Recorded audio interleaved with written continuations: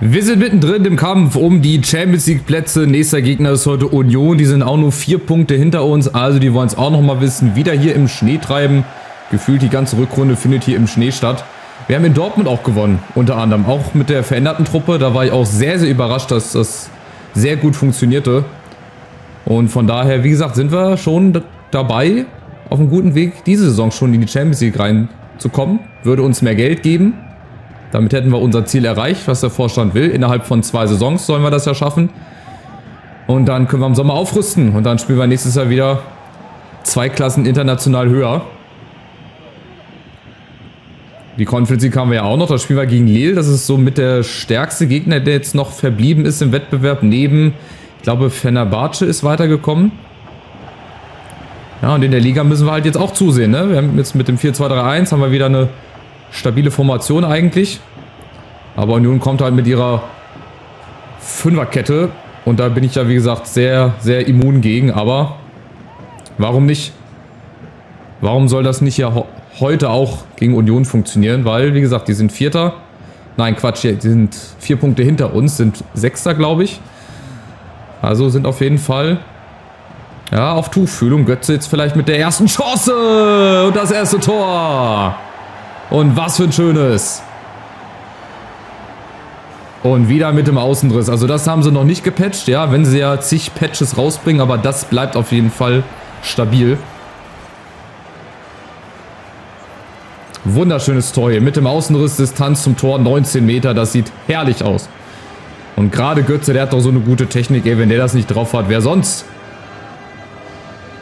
Ja, und besser reinstarten kannst du natürlich nicht in ein Spiel. 6. Tor von Götze, der ist auch wieder wichtiger geworden jetzt in den letzten Spielen. Und schon ist sie geknackt zum ersten Mal. Das 5er Abwehrbollwerk, Götze sofort wieder da. Also es ist nach wie vor nicht zu erklären. Ich hatte das ja in den letzten Spielen auch schon mal gesagt. Seitdem wir wieder auf Viererkette umgestellt haben, läuft es wirklich, wirklich richtig gut. Und auch besser als davor. Wir stehen einfach defensiv sehr, sehr stabil. Nach vorne hin geht jetzt auch mehr. Es liegt wahrscheinlich auch am Gegner. Oder vielleicht einfach daran, dass diese ganze Saison vorher schon simuliert ist. Ja, also steht schon vor Saisonbeginn eigentlich fest, wie das hier läuft. Und von daher ist es vielleicht auch deswegen wenig überraschend. Aber so für den Kopf, Formation verändert, paar Regler verstellt, ist das schon gar nicht so verkehrt. Deswegen läuft es jetzt auch wieder gut. Aber trotzdem auch ein paar alternative Formationen in der Hinterhand haben, ist auch gar nicht so verkehrt. Von daher beharre ich jetzt nicht auf dieses 4-2-3-1, aber es läuft. Und warum soll ich hier irgendwas verändern, wenn es läuft? Achtung, erste Chance Union! Und der Ausgleich.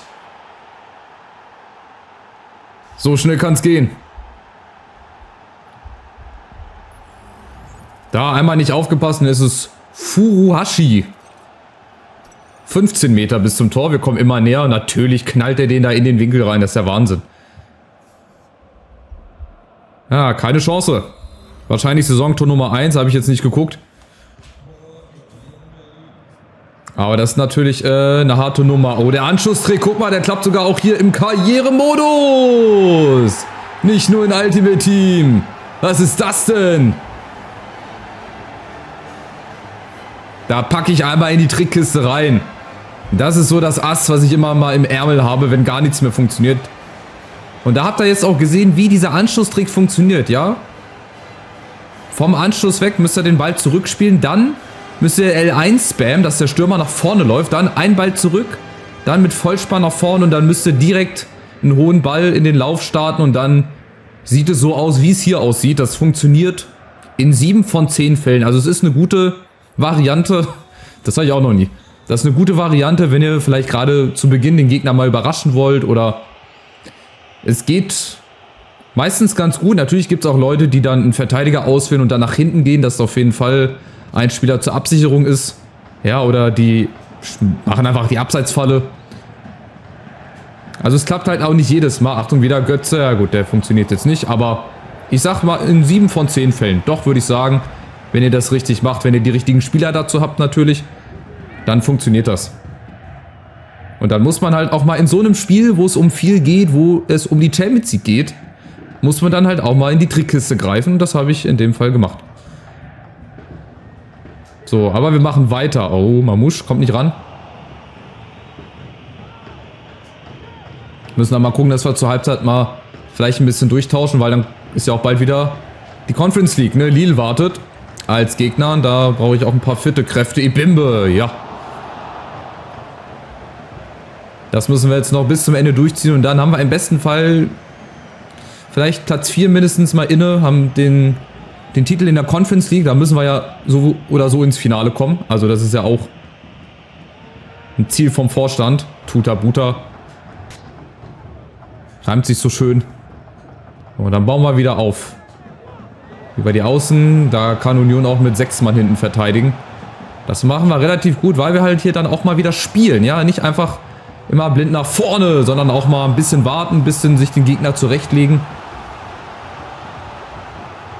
Das klappt wirklich richtig, richtig gut. So Ecke jetzt Miretti. Na, hier hätte ich eigentlich einen Linksfuß gebraucht. Aber mal gucken, vielleicht geht es hier auch so. Über Orban. Schöner Eckball, schöner Kopfball, schönes Tor. 3-1. Und bei Standardsituationen, da sind wir wirklich, wirklich gefährlich in der Saison. Das ist Wahnsinn, wie viele Tore wir jetzt schon nach einer Ecke gemacht haben. Ich hatte schon Karrieren, da war ich froh, wenn ich mal 2 Tore in der ganzen Saison nach Eckbällen gemacht habe. Ja, und auch Freistöße, die klappen dieses Jahr bei mir jetzt persönlich wesentlich besser. Ich schieße auch in Rivals und auch in der Weekend League schieße ich auch mehr Freistoßtore als in den letzten Jahren. Also in der Hinsicht hat sich das schon mal gebessert. Sein 5. Saisontor erst. Ich verwechsel das nämlich immer mit der Conference League. Da hat er, glaube ich, schon 9 oder 10 Tore, wegen seinen 6 in Helsinki schon alleine. Aber das hier heute, das ist wieder, ich will nicht sagen Machtdemonstration, aber es ist ein richtig gutes Spiel und es zeigt, warum wir Vierter werden wollen und wieso ich auch diesen Platz behalten möchte. Weil jetzt haben wir es in der eigenen Hand. Wenn Wolfsburg nochmal federn lässt, Union, die können wir dann auf 7 Punkte erstmal auf Distanz halten. Aber wir können natürlich auch nochmal ein bisschen einknicken. Aber ich hoffe nicht. Ich möchte das hier nicht jinxen, aber damit muss man immer rechnen. Auch mit Verletzungen oder Ausfällen, keine Ahnung. Jetzt führen wir erstmal 3-1, das ist verdient. Ich glaube, Union hat ja irgendwie nur einen Schuss oder so, genau. Ein Schuss aufs Tor, mehr Ballbesitz und es sieht auch relativ gut aus. Sie sind alle noch sehr fit, weil wir halt auch nicht mehr in dieses Gegenpressing gehen. Ja? Da sind sie schon in der Halbzeit am Arsch gewesen und wir haben ja auch Leute, wo wir nachlegen können. Vielleicht Mitte der zweiten Halbzeit. Ich spiele jetzt erst nochmal weiter. So bis zur 60., 70. und dann wechsle ich mal ein paar Leute aus, dass die geschont werden, weil dann geht es, glaube ich, schon weiter gegen Lille. Ich glaube, das müsste jetzt schon wieder soweit sein. Und Miretti auch. Also Miretti, das ist so ein sehr unscheinbarer Spieler. Also den siehst du wenig, ja. Der ist wenig so im Rampenlicht. Klar, wenn er mal eine Vorlage macht oder wenn er mal trifft, ja. Aber der läuft einfach so nebenbei mit. Ich glaube, das war auch ein guter Transfer. Und der wird ja auch noch gut. Oder besser. Er ist ja jetzt schon gut, der wird ja auch noch besser. Er kriegt ja auch noch eine höhere Gesamtstärke, hat auch ein sehr, sehr gutes Potenzial. Also auch da eine Empfehlung auf jeden Fall wert. Skiri, Mamouche. Und da haben wir Miretti. Mamouche und Kunku. Da ist halt niemand vorne drin, den man da mal anspielen könnte. Dann machen wir es einfach so hier. Mamouche, Orban, Skiri. Das geht super, super einfach. Ebimbe. Schade.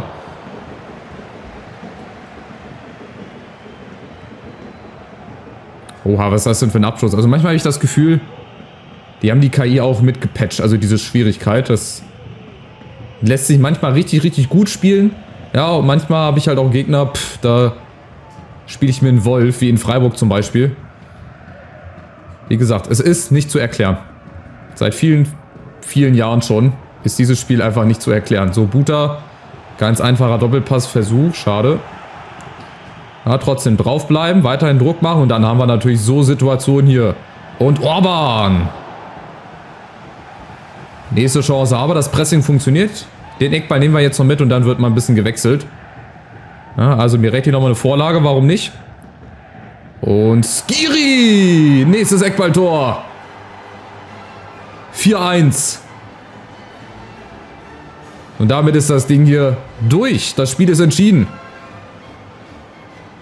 Er wischt nochmal so ein bisschen, da läuft ein bisschen Eiskunstlauf hier. Geht ja heute in der Eissporthalle. Waldstadion, aber auch wieder ein sehr, sehr guter Eckball. Und dann funktioniert halt auch der Trick. Ja, auf den Elfmeterpunkt flanken, 3,5 Balken ungefähr voll. Also auch da 6 von 10, würde ich sagen. Und Skiri mit dem Tor, sehr, sehr schön. Also jetzt wechseln wir mal ein bisschen aus. Und das auch völlig, ja, ohne Probleme, ohne Sorgen, weil bei 4-1, glaube ich, da wird nicht mehr viel, glaube ich, passieren. So, Max mal für einen Kunku, dann hoffe ich, dass die fit werden bis zum Spiel gegen Lille. Es sei denn, wir haben noch eine ganze Woche Zeit, aber das habe ich jetzt vorher nicht geguckt.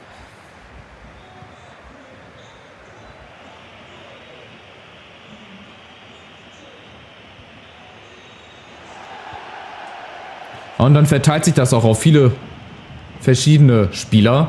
Also wir haben nicht irgendwie einen Spieler, der hier die ganze Zeit die Tore schießt, so wie damals zum Beispiel Gerard Moreno bei mir, bei Villarreal.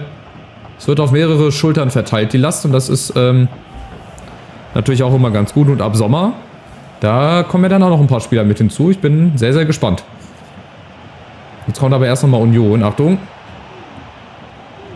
Wieder Furuhashi, aber wir sind da. Und der nächste Konter. Vielleicht mal wieder ein Gangkamm. Der hat es häufig versucht. Hat auf die Latte getroffen, auf den Pfosten. Das wäre eine Geschichte. Das Mamouchis mal. Das gibt's doch gar nicht. Eckballtor Nummer 3. Was ist hier denn los? Und das ist, glaube ich, auch etwas, was ich auch noch nicht hatte. Also 3 Eckballtore in einem Spiel. Ja, ich weiß nicht. Ich habe ja mit Dortmund im letzten FIFA in Kiel, glaube ich, 7 oder 8-0 gewonnen. Ich weiß gar nicht, wie viele Ecken wir da verwandelt haben. Das kann sein. Aber jetzt hier in der Saison 3 Eckballtore in einem Spiel. Da seht ihr mal, wenn ihr die richtig ausführt, es ist wie ein Elfmeter quasi. Also es ist ein sicheres Tor. Wenn ihr da vernünftige Schützen habt, wenn ihr auch in der Mitte kopfballstarke Spieler habt, das ist ein sicheres Tor. Nehmt euch das zu Herzen. Macht das auf jeden Fall. So, und dann, ja, apropos Macht, die Machtdemonstration heute hier. Der Ball läuft gut, wir stehen hinten sicher bis auf den Ausgleich, aber Union bringt jetzt auch ehrlich gesagt nicht so viel Gefährliches nach vorne. Und wir spielen es halt auch gut. Wir sind in einer guten Phase drin und das müssen wir jetzt mitnehmen. Im besten Fall bis zum Ende der Saison und dann ist die Saison doch noch richtig, richtig gut geworden. So sah es ja am Anfang gar nicht aus. Also ich habe echt wirklich gedacht, wie wir uns da zusammengekrepelt haben.